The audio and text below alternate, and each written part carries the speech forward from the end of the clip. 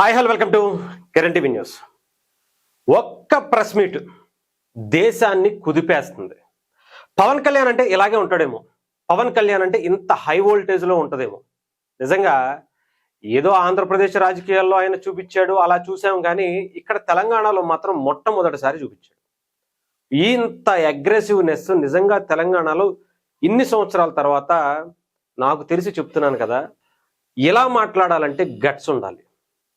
ఎక్కడో సీమాంధ్రవాసి, ముఖ్యంగా అక్కడ అధికారంలో ఉన్నటువంటి ఒక నాయకుడు పవన్ కళ్యాణ్ గారు. బట్ తెలంగాణ గడ్డ మీదకు వచ్చి ఆయన ఇక్కడే ఉంటున్నారనుకోండి, ఇక్కడే ఆయన ఒక ప్రెస్ మీట్ పెట్టి ఇంత అద్భుతంగా కౌంటర్ అంటే దేశం మొత్తం ఉలిక్కి పడేలా పవన్ కళ్యాణ్ గారి గురించి మాట్లాడేటువంటి పరిస్థితి వచ్చిందంటే మామూలు గట్స్ కాదు. ఇకపోతే విషయంలోకి వెళ్దాం. నిన్న పవన్ కళ్యాణ్ గారు మీటింగ్ ఏర్పాటు చేసుకున్నారు. తెలంగాణ జనసేన పార్టీకి సంబంధించి ఎవరైతే సాధకులు జనసేన పార్టీ బలోపేతానికి కృషి చేశారో, సభ్యత్వాలు చేశారు, దాదాపు 1,00,000 మంది ఆ పార్టీకి సభ్యత్వాలు ఉన్నాయి. ఇక్కడ వాళ్ళందరితో, ముఖ్యంగా ఎవరైతే చేపించినటువంటి 2,000 మందితో ఆయన మీటింగ్ ఏర్పాటు చేసుకున్నారు. ఆ మీటింగ్కి పర్మిషన్ క్యాన్సిల్ చేశారు మొన్న ఈవినింగ్, సాయంత్రం 5 గంటలకు. నిజంగా చెప్తున్నాను కదా, ఆ మీటింగ్ కనుక పెట్టుంటే, నేనైతే చాలా క్లారిటీగా చెప్తాను, ఆ మీటింగ్ 2,000 మందితో పవన్ కళ్యాణ్ గారు కనుక ఆ సభ అవకాశం ఇచ్చి ఆయన ఏం మాట్లాడతారో అక్కడ వాళ్ళందరితో మాట్లాడుకునేటువంటి అవకాశం ఇచ్చేసి ఉండుంటే ఇంత రచ్చ జరిగేది కాదు. హ్యాపీగా ఆయన పని ఆయన చూసుకునేవాళ్ళు, వాళ్ళకి ఏదో ఒక ఇన్పుట్స్ ఇచ్చేవాళ్ళు, వాళ్ళ పార్టీకి సంబంధించి ఆయన కార్యక్రమాల గురించి, రేపు భవిష్యత్తు గురించి, జనసేన పార్టీ బలోపేతం గురించి అక్కడితో అయిపోయేది. బట్ ఎక్కడైతే ఆపారో, ఆయన ఆగే టైపు కాదుగా, ఆపితే ఇంకా మువ్వెత్తుని ఎగసిపడేటువంటి ఒక జ్వాల లాంటి వ్యక్తి. చూశారుగా, ఇంటి ముందే ప్రెస్ మీట్ పెట్టేశాడు. ఆయన ఇంటర్నల్ గా పెట్టుకున్నటువంటి మీటింగ్ కి ఎటువంటి మీడియా ఇన్విటేషన్ లేదు. హ్యాపీగా అక్కడ కూర్చుని ఆయన కార్యక్రమాన్ని ఆయన చేసేసి ఆయన వెళ్ళిపోయేటువంటి వ్యక్తిని కెలికి తన్నించుకోవడం అంటే ఇదే. ఇప్పుడు ఆంధ్రప్రదేశ్ రాజకీయాల్లో మాత్రమే ఉండేటువంటి పవన్ కళ్యాణ్ గారి మాటలు ఇప్పుడు సెంట్రల్ లెవెల్లో దేశవ్యాప్తంగా చర్చకు వచ్చాయి. భారతదేశంలో ఉన్నటువంటి main stream media, satellite media channels అన్నీ కూడా పవన్ కళ్యాణ్ గారి ఇంటి వద్దకు చేరుకున్నాయి. నిన్న అటు నార్త్ నుంచి కావచ్చు, ఇటు సౌత్ నుంచి కావచ్చు, అన్ని భాషల నుంచి నిన్న అక్కడికి చేరుకుని ప్రత్యేకంగా సపరేట్గా తెలుగు వాళ్ళకు ఒకసారి, హిందీలో ఒకసారి, ఇంగ్లీష్లో ఒకసారి అన్నట్టుగా పవన్ కళ్యాణ్ గారు వాయిన్స్ వదిలిపెట్టేశారు. హైదరాబాద్ అనేది తెలంగాణలోనే ఉంది, ఇది భారతదేశంలోనే ఉంది, మీరు ఇంకా పాకిస్తాన్లోనే ఉంది అని మీరు ఏమన్నా భ్రమపడుతున్నారేమో అన్నట్టుగా పవన్ కళ్యాణ్ గారు విరుచుకుపడినటువంటి 100 ఏళ్ల చరిత్ర ఉన్నటువంటి కాంగ్రెస్ పార్టీని 2009లోనే పంచలోడ తీసి కొడతామని చెప్పి పవన్ కళ్యాణ్ గారు పరిగెత్తిస్తామని చెప్పారు. ఆ పార్టీ స్టేట్లోనే కాదు, సెంట్రల్లో కూడా అధికారంలో ఉంది, గుర్తుపెట్టుకోవాలి. ఇక్కడ ఒక పవర్ఫుల్ లీడర్, అప్పట్లో రాజశేఖర్ రెడ్డి గారు అధికారంలో ఉన్నాడు, గుర్తుపెట్టుకోవాల్సినటువంటి టైం అది. అక్కడ కేంద్రంలో కూడా వాళ్ళ పార్టీ ఉంది. ఏమీ లేనటువంటి వ్యక్తి పవన్ కళ్యాణ్ గారు వచ్చి గొడ్డలోడ తీసి కొడతామన్నాడంటే ఇంకా ఆలోచించండి ఆయన ధైర్యం ఏంటో. మళ్ళీ అదే రిపీట్ అయింది 2026లో కూడా. ఇక్కడ కాంగ్రెస్ పార్టీ అధికారంలో ఉండగానే ఇక్కడ ఉన్నటువంటి మంత్రులను, ఎవరైతే మాట్లాడినటువంటి ఎమ్మెల్యేలను, ఎమ్మెల్సీలను ఉత్తికి ఆరేశాడు. కాంగ్రెస్ పార్టీని ఏ రకంగా మొత్తం చెప్తున్నా కదా, గొడ్డలు కూడా తీసి రోడ్డు మీద నుంచోబెట్టేశాడు మొత్తం. మీరు ఇలాంటి పద్ధతే కనుక మళ్ళీ కొనసాగిస్తే చాలా బలమైనటువంటి వ్యతిరేకత ఎదుర్కోవాల్సి వస్తుందని చెప్పి ఆయన చెప్పడం కూడా జరిగింది. ఇకపోతే ఆయన మాట్లాడిన దానికి ఒక్కటి చూడండి, నిజంగా ఒక్క Janasena party, after all Janasena party అన్నటువంటి వ్యక్తులు ఇప్పుడు జనసేన పార్టీ గురించే మాట్లాడుతున్నారు. BRS party, Congress party, YSRCP party, మిగతా పక్క రాష్ట్రాల్లో ఉన్నటువంటి డిఎంకే పార్టీ, ఇవన్నీ కూడా పవన్ కళ్యాణ్ గారి గురించి మాట్లాడుతున్నాయి అంటే ఆలోచించండి. సిపిఐ, సిపిఎం, ఇంకొక పార్టీ, టిఆర్ఎస్ పార్టీ, వామ్మ అసలు ఏమన్నా గడగడలాడిచ్చాడా? ఒక్క వ్యక్తి, కేవలం ఒక వ్యక్తే, ఒక్క పిఠాపురం ఎమ్మెల్యే దేశ రాజకీయాలను శాసించినటువంటి కొన్ని దశాబ్దాల పాటు రాజకీయాల్లో ఉద్దండులుగా ఉన్నటువంటి వ్యక్తులని కకలావికలం చేసాడు అంతే. ఒక్క ఎమ్మెల్యే, ఒక్క మంత్రి, ఆయనకేముందో 21 మంది అనుకున్నారు. చూస్తే ఆ 20 మంది 40 మంది అయితే ఎలా ఉంటుందో ఇప్పుడు చూపించాడు. 20 మందితోనే ఇలా ఉంటే 40 మంది అయితే, రేపొద్దున 40 80 అయితే, ఆ 80 160 అయితే, అసలు ఒక్క స్థానం కూడా లేనటువంటి దాంట్లోనే తెలంగాణలో పవన్ కళ్యాణ్ గారు ఈ రేంజ్లో ఉంటే, ఒక్క స్థానంతో ఆయన అభ్యర్థి అసెంబ్లీలో అడుగు పెడితే మీ కర్మ కాలిపోద్దంతే. ఒక్కొక్కరికి చుక్కలు అక్కడి నుంచే చూపించేయటం మొదలుపెట్టేస్తాడు. ఒక్కడైనా సరే తెలంగాణ అసెంబ్లీలో పవన్ కళ్యాణ్ గారి జనసేన పార్టీ అడుగు పెట్టిందా, ఇంకంతే, గుర్తుపెట్టుకోండి. మా తాతలు ముత్తాతలు మేము పార్టీ రాజకీయాల్లోనే పుట్టాము, రాజకీయాల్లోనే పెరిగాము అనేటువంటి వ్యక్తులందరినీ తీసుకొచ్చి ఏం చేస్తాడో ప్రత్యేకించి చెప్పాల్సిన అవసరం. ఇకపోతే ఇవ్వండి, కొంతమంది పవన్ కళ్యాణ్ గారిని బాగా వ్యతిరేకించారు. ఈవెన్ కేటీఆర్ గారు కూడా ఇప్పుడు మాట్లాడినటువంటి పరిస్థితి కనిపించింది. ఒకసారి మనం ఆయన మాటలు విందాం, ఆ తర్వాత మిగతా వాటి గురించి వెళ్దాం. కేటీఆర్ గారు, తెలంగాణ నాకు విభజించిన పద్ధతి నచ్చలేదు. ఒక ఆయన అంటాడు తల్లిని చంపి బిడ్డలు బతికించారంటాడు, ఇంకొక ఆయన విభజించిన పద్ధతి నచ్చలేదు అంటాడు. ఇవన్నీ ఏంటంటే తెలుగు హైదరాబాదీ అల్ఫాజ్ మే బోల్నా తో గుమా ఫిరా కే బోల్నా వద్దు. నాకు ఇష్టం లేదు తెలంగాణ ఏర్పడని సీదా సీదా చెప్పగల, ఉల్టా పుల్టా మాటలేదు. ఇది బాగలేదు అది బాగలేదు. పవన్ కళ్యాణ్ గారు బాగలేక ఇది బాగలేక 11 రోజులు. పవన్ కళ్యాణ్ గారు తెలంగాణను వ్యతిరేకించారా? ఇది చాలా మంది మాట్లాడుకుంటున్నారు. ఇప్పుడు సోషల్ మీడియాలో కూడా బాగా ట్రెండ్ అవుతున్నాయి. పవన్ కళ్యాణ్ గారు నిజంగానే ఎక్కడైనా సరే నేను తెలంగాణ ఇవ్వటానికి వ్యతిరేకిని, తెలంగాణ రావటం నాకు ఇష్టం లేదు అనేటువంటి ఒక్క మాట మీరు చూపించండి. కేటీఆర్ కావచ్చు, కవిత గారు కావచ్చు, ఇంకొకరు కావచ్చు, మీ ఇష్టం వచ్చినోడు తీసుకొచ్చుకోండి. పవన్ కళ్యాణ్ గారు నేను తెలంగాణకు వ్యతిరేకిని, తెలంగాణ రావటం నాకు ఇష్టం లేదు అని ఒక్క మాట అన్నటువంటి స్టేట్మెంట్ని చూపిస్తే మీ ఇష్టం వచ్చింది చేసుకోండి పవన్ కళ్యాణ్ గారు. అర్థమైందా? ఆంధ్రప్రదేశ్ రాజకీయాల్లో కూడా చేసుకోవచ్చు. నేనే మీ వెనకాల ఆయన క్యాంపెయిన్ చేస్తా అక్కడికి వెళ్ళి పవన్ కళ్యాణ్ గారికి వ్యతిరేకంగా. పవన్ కళ్యాణ్ గారు ఏమన్నారో మీకు ఒక్కసారి ఆ క్లిప్స్ వినిపిస్తాను. ఇది 2009 ఆ టైంలో అనుకుంటేది. తెలంగాణకు సంబంధించి మీ ఆలోచన ఏంటి అసలు? వ్యక్తిగతంగా చెప్పండి. ఇక్కడ ప్రజారాజ్యం పార్టీ ఇప్పటికే ప్రజారాజ్యం పార్టీ ఇప్పటికే తెలంగాణకు సంబంధించి మీ ఆలోచన ఏంటి అసలు? వ్యక్తిగతంగా చెప్పండి. ఇక్కడ ప్రజారాజ్యం పార్టీ ఇప్పటికే ప్రజారాజ్యం పార్టీ ఇప్పటికే ప్రజారాజ్యం పార్టీ ఇప్పటికే సామాజిక తెలంగాణకు మేము అనుకూలం అని చెప్పింది. ప్రత్యేక తెలంగాణ రాష్ట్ర ఏర్పాటుకు సంబంధించి మీ అభిప్రాయం? ఉద్యమం చాలా తీవ్రంగా నడుస్తుంది. ఆల్మోస్ట్ చాలా పార్టీలు ప్రత్యేక తెలంగాణకు అనుకూలంగా ఉన్నాయి, ప్రత్యేక తెలంగాణ చేయాలనే డిమాండ్ చేస్తున్నాయి. మీరేమంటారు అనేది నా క్వశ్చన్. వ్యక్తిగతంగా మీరు భారతదేశం నుంచి విడిపోవట్లేదు కదా, భారతదేశం నుంచి విడిపోతుంది చాలా క్లియర్ గా మీరు వింటే గనక, భారతదేశం నుంచి విడిపోవట్లేదు కదా, తెలంగాణ భారతదేశం నుంచి ఏమి విడిపోవట్లేదు కదా, ఎందుకు బాధ నాకు అని 2009లో మాట్లాడారు. భారతదేశం విడిపోయినప్పుడు సమస్య ఆంధ్ర నుంచి విడిపోతాం, సెపరేట్ తెలంగాణ అనేది విడిపోవాలి. తెలంగాణ ఏదైనా సరే అన్ని భారతదేశం అంతర్భాగమే. నేను చాలా స్పష్టంగా చెప్పాను, భారతీయుడిగా నాకు ఏ సమస్య లేదు, నా ఇష్టం. నా హీరోల తెలంగాణ క్లియర్ గా చెప్పారు. నాకు ఇష్టం, భారతదేశం నుంచి అయితే విడిపోవట్లేదు కదా, ఆంధ్ర కావచ్చు తెలంగాణ కావచ్చు భారతదేశంలో అంతర్భాగంగానే ఉన్నాయి అని చెప్పి ఓపెన్ స్టేట్మెంట్ ఇచ్చింది. అది 2009లో ఆ సినిమా, ఆయన పులి సినిమాకి సంబంధించి ఆ గెటప్లో ఉండగానే చాలా వరకు ప్రచారం కూడా చేశారు ఆయన. ఇంకొకటి కూడా ఇగో గద్దర్ గారితో ఉస్మానియా యూనివర్సిటీలో మాట్లాడినటువంటి దీని గురించి అంత క్లారిటీ లేదు కానీ ఇక్కడ మీకు ఇదిగోండి. అయితే తర్వాత పవన్ కళ్యాణ్ గారు జనసేన పార్టీ పెట్టిన తర్వాత కొంతమంది మాట్లాడుతున్నారు, 11 రోజులు అన్నం మానేశారు అని చెప్పి పవన్ కళ్యాణ్ గారిని విమర్శిస్తున్నారు కదా, అది కూడా ఒకసారి విందాం. అసలు ఆయన ఏమన్నారు? తెలంగాణ కాదు 2 రోజులు కాదు 3 రోజులు కాదు 11 రోజులు నేను అన్నం మానేశాను. ఈ రోజు మీకు చెప్తున్నాను నా బాధ తెలంగాణ ఇచ్చినందుకు కాదు. 2000 అర్థమైందా?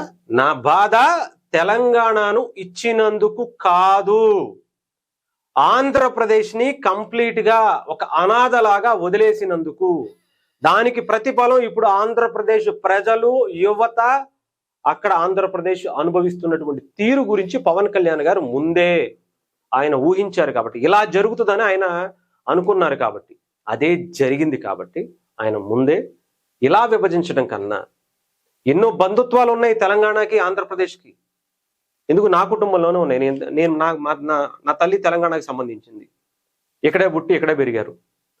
మేము మా పిల్లలందరూ కూడా ఇక్కడే ఉంటున్నాం, మా తండ్రి అక్కడ వ్యక్తులు. అలా అని చెప్పి ఎక్కడో వరంగల్ జిల్లా ఏటు నగరంలో మా అమ్మ వాళ్ళది, మా నాన్నగారిది పశ్చిమ గోదావరి జిల్లా. అయినా బంధుత్వాలు కలవలేదా? ఇలాంటి బంధుత్వాల మధ్య అనవసరంగా ఆంధ్ర తెలంగాణ గొడవలు తీసుకొస్తే బంధుత్వాలకు ఇబ్బంది అవుతుంది. చాలా మంచి వాతావరణంలో సామరస్యపూర్వకంగా ఏమేమి కావాలి, వాళ్ళకి ఏమేమి ఇవ్వాలి, మనకి ఎలాంటి తెలంగాణ కావాలి, ఎలాంటి వ్యక్తుల్లో తెలంగాణ ఉండాలి, ఎలా ఆంధ్రప్రదేశ్కి సరైన న్యాయం జరుగుతూ అంటే రాజధాని లేకుండా ఇవ్వాలి అనుకున్నప్పుడు అక్కడ ఏదన్నా ప్రత్యామ్నాయం చూపించి చేసుకునేటువంటి దాన్ని చాలా మంచిగా ఒక అన్నదమ్ముల వాతావరణంలో ఎలా అయితే కుటుంబ బంధుత్వాలు అన్ని కూడా మన రెండు రాష్ట్రాల్లో ఉన్నాయో అలా కంటిన్యూ అయ్యే విధంగా గవర్నమెంట్లు కావచ్చు అన్నిటిలో కూడా బలంగా నిలబడేలా ఉండాలి అనేటువంటిది. అలా తలుపులు మూసేసి కాదు అనేది ఆయన చెప్పినటువంటి విధానం. ఎక్కడా కూడా తెలంగాణను వ్యతిరేకించినటువంటిది అనేది ఎక్కడా లేదు అని చాలాసార్లు. కాంగ్రెస్ పార్టీ మీకు తెలంగాణ ఇస్తామని అన్న తర్వాత మీరు ఎందుకు ఆగారు అంటే మీ ముఖ్యమంత్రులు ఉంటే ఒకలాగా, ముఖ్యమంత్రులు లేకపోతే ఇంకోలాగా. ముఖ్యమంత్రులు ఉంటే ఒకలాగా, ముఖ్యమంత్రి లేకపోతే ఒకలాగా. చంద్రబాబు నాయుడు గారు ఉన్నప్పుడు కానీ లేదంటే రాజశేఖర రెడ్డి గారు ఉన్నప్పుడు కానీ ఇలాంటి ప్రతిపాదన తీసుకురాలా. వాళ్ళకి అధికారం కోల్పోతుంది అన్నప్పుడే తీసుకొచ్చినటువంటి ప్రతిపాదన మనకి కనిపిస్తూ ఉంది. ఇక్కడ ఇంకా చాలా ఉన్నాయి, ఇవన్నీ మాట్లాడదాం. ముఖ్యంగా పవన్ కళ్యాణ్ గారు ఇక్కడ ఈయన మాట్లాడింది కేటీఆర్ గారి గురించి మాట్లాడదాం. కేటీఆర్ గారు చెప్పారు తెలంగాణను వ్యతిరేకించినటువంటి వ్యక్తి, తెలంగాణ గురించి 11 రోజులు అన్నం మానేసినటువంటి వ్యక్తి అంటున్నారు. మరి ఇప్పుడు క్లారిటీ వచ్చిందిగా. మరి కేటీఆర్ గారు ఇదిగోండి, నేను ఒకసారి చూపిస్తాను క్లియర్గా. ఏంటండి ఇది? ఆంధ్రప్రదేశ్ని విభజించద్దు అని ఒక ఎంపీగా, కడప ఎంపీగా మాజీ ఆంధ్రప్రదేశ్ ముఖ్యమంత్రి వైఎస్ఆర్సిపి పార్టీ అధ్యక్షులు పార్లమెంట్లో ప్లకార్డులు పట్టుకుని తెలంగాణ అంటే వేర్పాటువాదానికి సపరేట్గా వచ్చేటువంటి రాష్ట్రానికి వ్యతిరేకంగా ఆయన ఓటు వేసినటువంటి వ్యక్తి. ఆయన మాత్రం మీకు స్నేహితుడు, ఆయన మాత్రం మీకు తెలంగాణలో మీరు ఇక్కడ నుంచి ఆయనకి సపోర్ట్ చేస్తారు, ఆయనే మళ్ళీ అధికారంలోకి వస్తారు అని చెప్పి. ఏం జరగబోతుంది ఏపీలో అంటే ఏం చెప్తారు? మీకున్న అంచనాలు ఏంటి, ఇన్ఫర్మేషన్ ఏంటి? అంటే సీమాంధ్ర ప్రాంతం నుంచి వచ్చి ఇక్కడ స్థిరపడ్డ సోదరులు కూడా చాలా వస్తున్న సమాచారం గాని బట్టి చూస్తే జగన్మోహన్ రెడ్డి గారు తిరిగి తప్పకుండా గెలుస్తారు, తప్పకుండా మళ్ళీ ముఖ్యమంత్రి అవుతారు అనేది నాకున్న సమాచారం. ఇక అల్టిమేట్ గా ఏం జరుగుతుంది అనేది ఆంధ్ర ప్రజలు ఇష్టం. ఇక్కడ ఇంకా చాలా ఉన్నాయి, వీళ్ళకి అంటే అంత సాన్నిహిత్యం ఉంది. తెలంగాణను వ్యతిరేకించి ఓటు వేసినటువంటి వ్యక్తులకి మాత్రం ఇక్కడ మీరు రెడ్ కార్పెట్ వేసి చాలా హ్యాపీగా వాళ్ళతో మీరు స్నేహాలు అన్నీ చేస్తూ ఉంటారు. పైగా ఇంకా ఉన్నారు, ఇంకా చాలా మంది ఉన్నారు. ఒకసారి ఇది కూడా కాదు, ఇదిగోండి ఈయన ఏమన్నారో కూడా ఒకసారి వినండి. कमेटी को क्या उसके खिलाफ है तेलंगाना के, तब वो तेलंगाना बन गया जब तेलंगाना एजुकेशन मजलिस लिख कर दी थी प्रणब मुखर्जी कमेटी को क्या उसके खिलाफ है तेलंगाना के, तब वो तेलंगाना बन गया जब तेलंगाना बन गया। और 2000 क्यों खिलाफ थे आप तेलंगाना के? हमारे रीजंस थे, हम लोग तेलंगाना बनने के खिलाफ इसलिए थे कि हमारा मानना यह था कि छोटे स्टेट्स में। మరి దీనికి ఏం సమాధానం చెప్తారు? ఆ పార్టీతో మాత్రం మీరు సన్నిహితంగా సామరస్యంగా చాలా హ్యాపీగా హైదరాబాద్ లో తెలంగాణలో వాళ్ళకి సీట్లు ఇచ్చి గెలిపించేటువంటి పరిస్థితి ఉంటుంది. ఇంటర్నల్ గా మంచి స్నేహాలు అన్ని కూడా ఉంటాయి అన్నమాట, సపోర్ట్. ఇలాంటి వ్యక్తులు ఇక్కడనే మీరు మాత్రం వాళ్ళకి సపోర్ట్ చేస్తారు. తెలంగాణ బాగుపడాలి, తెలంగాణ యువత బాగుండాలి అనేటువంటి పవన్ కళ్యాణ్ గారిని మాత్రం మీరు వ్యతిరేకించేటువంటి పరిస్థితి ఉంది. అసలు తెలంగాణ కోసం నిలబడినటువంటి వ్యక్తులు ఎవరు, తెలంగాణ కోసం పోరాటాలు చేసినటువంటి కుటుంబాలు ఎవరు? ఇంకా ఉన్నాయి, చాలా ఉన్నాయి. ఇవన్నీ కూడా ఒకసారి మీకు చూపిస్తాను. ఇదిగోండి, గద్దర్ గారు పవన్ కళ్యాణ్ గారి గురించి మా దగ్గర ఉన్న డబ్బులను తీసుకొచ్చుకునేటటువంటి అసలు సిస్సలు తెలంగాణ కోసం బుల్లెట్లు దెబ్బలు తిన్నటువంటి వ్యక్తి ఆయన. మీ బీఆర్ఎస్ పార్టీకి సంబంధించినటువంటి అక్కడికి వచ్చి నుంచుంటే ఏం చేశారో ఒకసారి గుర్తుందో లేదో మరి మీరు మర్చిపోయారేమో. కనీసం గేటు దగ్గర నుంచి లోపల కూడా రానివ్వాల అలాంటి వ్యక్తిని. కాంగ్రెస్ పార్టీ అన్న ఇప్పుడు ఏదో ఒక అవార్డు ఇచ్చింది, మరి ఆయన వ్యక్తిని ఎందుకు వదిలేశారు చెప్పాలి కదా. ఆ వ్యక్తిని పవన్ కళ్యాణ్ గారి దగ్గర చూసుకుంటూ ఒక అన్నలాగా ఇప్పుడు ఆంధ్రప్రదేశ్లో కూడా ఆయనకి నేను గౌరవిస్తాను. వేరే చోట అనవసరం, నాకైతే తెలియదు. కానీ అంటే బయట ఇచ్చేటువంటి అవకాశం ఉందా, వ్యతిరేకించేటువంటి అవకాశం ఉందా అని పక్కన పెడితే ఆయన పార్టీ ఆఫీసులో నేను చెప్తున్నా, చాలా క్లియర్గా గుర్తుపెట్టుకోండి. నిన్న కూడా ఒక వీడియోలో చెప్పా, మళ్ళీ చెప్తున్నా. పవన్ కళ్యాణ్ గారు ఆయన మంగళగిరి కేంద్ర కార్యాలయంలో గద్దర్ గారి ఫోటో కానీ విగ్రహం కానీ ఉండబోతున్నాయి, రాసి పెట్టుకోండి. అందులో ఎటువంటి ఇంకొక పక్క ఇప్పుడు కొంతమంది పొన్నం ప్రభాకర్ గారు కావచ్చు, ఇంకొకరు కావచ్చు, చాలా మంది బయటకు వచ్చి మాట్లాడుతున్నారు. గతంలో ముఖ్యంగా వీళ్ళకి సంబంధించినటువంటి నాయకులు ఏం మాట్లాడారో ఒకసారి విందాం. పవన్ కళ్యాణ్ గారు మాట్లాడారు.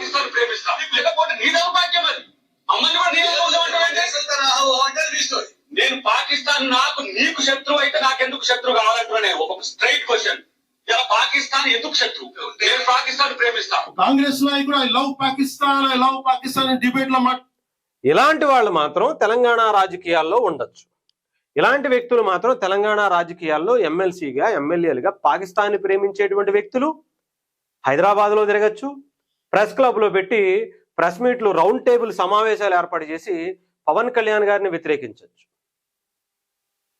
దేశాన్ని వ్యతిరేకించే వాళ్ళు ఇక్కడే ఉంటారు ఇలాంటి వ్యక్తులు. లేదంటే రౌండ్ టేబుల్ సమావేశాల్లో మనం పెట్టారు కదా, వాళ్ళు తెల్లారు లెగిస్తే ఈ దేశం మీద ఎలాంటి కుట్రలు చేయాలి, ఎలా విషం చిమ్మాలి, ఈ దేశ రాజకీయాల్ని ఎలా కలుషితం చేయాలి, పిల్లల్లో ప్రకాష్ రాజ్ లాంటి వ్యక్తులు చిన్న పిల్లల్లో ఎలా కుట్రపూరితమైనటువంటి ఆలోచనలు ఈ దేశం మీద వ్యతిరేకంగా తయారు చేయాలని ఒక వ్యవస్థనే నడుపుతున్నటువంటి వ్యక్తులు ఇక్కడే ఉంటారు. వాళ్ళతో మనం మాత్రం సాన్నిహిత్యం, సంతోషంగా తిరుగుతూ ఉంటాం. ఏం చెప్తాం చెప్పండి? ఇదిగో పవన్ కళ్యాణ్ గారు ఇక్కడ ఆ రోజు సామాజిక తెలంగాణ కావాలి అని చెప్పి ఎస్సీల వర్గీకరణ, సామాజిక న్యాయం అంతర్భాగమే యువరాజ్యం అధ్యక్షుడు పవన్ కళ్యాణ్ గారు ఉస్మానియా యూనివర్సిటీ గడ్డ మీద గద్దర్ గారితో పాటు అక్కడ చాలా మంది నాయకులే ఉన్నారు. మీరు అక్కడ చూసుకుంటే కనుక మన ఎవరు దేవేంద్ర గౌడ్ గారు అనుకుంటా, ఇదిగో గద్దర్ గారు, దేవేంద్ర గౌడ్ గారు, పవన్ కళ్యాణ్ గారు, ఇంకా మిగతా కొంతమంది నాయకులు, ఉస్మానియా విద్యార్థి నాయకులు, వీళ్ళందరూ కూడా అక్కడ చాలా క్లియర్ గా పవన్ కళ్యాణ్ గారు ఆ రోజు ఎక్కడా కూడా తెలంగాణకు వ్యతిరేకంగా, అంటే అసలు తెలంగాణ కావాల్సినటువంటి ఆవశ్యకత ఏంటి, వస్తే దాన్ని ఎలా తీసుకువెళ్ళాలి, ఇక్కడ ఉన్నటువంటి ఏ ప్రభుత్వం, అంటే ఇప్పుడు చాలా మంది మాట్లాడేస్తున్నారు కదా, ఇంకా తెలంగాణ సెంటిమెంట్ ని పూసుకుంటానే ఉంటున్నారు కదా. పూసేటువంటి ఏ వ్యక్తి అయినా సరే, అంటే ఈ 12 సంవత్సరాల్లో తెలంగాణ ఎక్కడ డెవలప్ అవ్వలేదు, ఇంకా తెలంగాణ సెంటిమెంట్ రగిలించాల్సినటువంటి పనే ఉంది, అలా రగిలిస్తేనే 4 రూపాయలు వచ్చేటువంటి పరిస్థితి ఉంది అనేటువంటిదా ఒక మీడియా వ్యవస్థ పట్టుకుని కొంతమంది కేవలం ఎవరైతే సీమాంధ్ర నుంచి వచ్చినటువంటి సెటిలర్స్ ఉంటారో వాళ్ళనే టార్గెట్గా చేసుకుని ఐఏఎస్ల నుంచి, ఐపీఎస్ల నుంచి కొంతమంది బిజినెస్ మ్యాన్లు, రియల్ ఎస్టేట్లు పెట్టుకుని వాళ్ళ దగ్గరికి వెళ్ళి కబ్జాల పేరుతో, ఇంకొకటి పేరుతో దండుకోటేటువంటి బ్యాచ్ కదా. ఏమన్నా వాళ్ళ మీద తిరగబడితే తెలంగాణ సెంటిమెంట్ తీసుకొచ్చేటువంటి పరిస్థితులు చేయట్లేదా? ఆ బ్యాచ్ మాత్రం మొన్న రౌండ్ టేబుల్ సమావేశాలు, పవన్ కళ్యాణ్ గారి ఇంటి దగ్గరికి వెళ్ళినటువంటి బ్యాచ్, వాళ్ళ ఛానల్స్ హిస్టరీ చూడండి సరిపోద్ది కదా. వాళ్ళ గతంలో ఏం చేశారు, ఏం చూపిస్తున్నారు? ఆ రియల్ ఎస్టేట్ బ్యాచ్ దగ్గరికి వెళ్ళి బెదిరించడం, ఈ రియల్ ఎస్టేట్ బ్యాచ్ దగ్గరికి వెళ్ళి బెదిరించడం, ఆ నాయకుడిని, ఈ లీడర్ని, ముఖ్యంగా ఎంతో మందిని ఇదే పని చేసుకునేటువంటి పరిస్థితి. ఏమన్నా తిరగబడితే తెలంగాణ సెంటిమెంట్, తెలంగాణ ఓడి మీద, తెలంగాణ సంబంధించినటువంటి వ్యక్తి మీద, అంటే మీరొక్కళ్ళే ఉన్నారా? ఇంకెవరు లేరా? ఇక్కడ మీరొక్కళ్ళే తెలంగాణలో పుట్టి తెలంగాణలో పెరిగితే మరి మిగతా వాళ్ళందరూ చాలా హ్యాపీగా వేరే చోట్ల వేరే పనులు చేసుకుంటూ, వేరేగా ఛానల్స్ పెట్టుకుంటూ, జర్నలిజం చేసుకుంటూ బ్రతుకుతున్నారు కదా. సో కాళ్ళు ఇప్పుడు ఉన్నటువంటి మాట్లాడేటువంటి వ్యక్తుల్లో కూడా, జర్నలిస్టుల్లో కూడా ఎంతో మంది ఈటీవీలో పనిచేసినటువంటి వ్యక్తులే జర్నలిస్టుల్లో ఉన్నారు. ఈటీవీలోంచి ఆ జర్నలిజం పాఠాలు నేర్చుకున్నట్టు వచ్చినటువంటి వ్యక్తులే ఉన్నారు. మరి ఆ ఈటీవీ ఆంధ్రప్రదేశ్కి సంబంధించినటువంటి వ్యక్తి కాదా? దాంట్లో పనిచేసి వచ్చి మీరు మంచి బుద్ధులు నేర్చుకున్నటువంటి పరిస్థితి లేదా? చెప్పాలి కదా మరి మీరు. అప్పుడే మీ ఎందుకు రాబాయి దాంట్లోకి వెళ్ళి పని చేస్తాం, మేము ఎందుకు రాబాయి వాళ్ళ దగ్గర ఎందుకు వెళ్ళి నేర్చుకుంటాం అని చెప్పి అనాల్సింది కదా. మరి ఆ రోజే తరిమేయాల్సింది కదా. మీ దగ్గర మీరు నేర్చుకునేది ఏందిరా అని ఏందో చెప్తా ఉంటారు. ఇగో మరి రేవంత్ రెడ్డి గారు ఇగో 2019లో ఇచ్చినటువంటి ట్విట్టర్ది పవన్ కళ్యాణ్ గారు ఎవ్వరు కూడా ఇక్కడికి వచ్చి మాట్లాడలా. ఇక్కడ ఆ వ్యక్తి శివ అనే వ్యక్తి తెలంగాణలో ఉన్నటువంటి ఏ పార్టీకి సంబంధించినటువంటి నాయకుడి దగ్గరికి వెళ్ళా, పవన్ కళ్యాణ్ గారి దగ్గరికి వెళ్ళాడు. నల్లమలలో యురేనియం తవ్వకాలు జరుగుతున్నాయి సార్, మీరు రండి సార్ అని చెప్తే పవన్ కళ్యాణ్ గారు వచ్చి నిలబడితే తప్ప ఈ మీటింగ్ జరగల. ఇప్పుడు రేవంత్ రెడ్డి గారిది అర్థమైందా? ఇలా మీకు ఇంకా చాలా ఉంటాయి, నేను మాట్లాడుకుంటా ఉంటే. ఇగో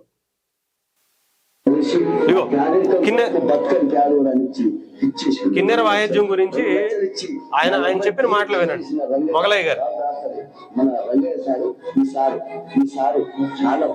వెళ్ళగానే 2 లక్షలు రాసిచ్చి చెక్ ఇచ్చారట ఆయనకి. ఎవరు గుర్తించలేదు సార్. ఆయన అవకాశం ఇచ్చినటువంటి ఆ సినిమా ద్వారా ప్రపంచానికి పరిచయం అయ్యి ఆ తర్వాత పద్మశ్రీ వచ్చాయి.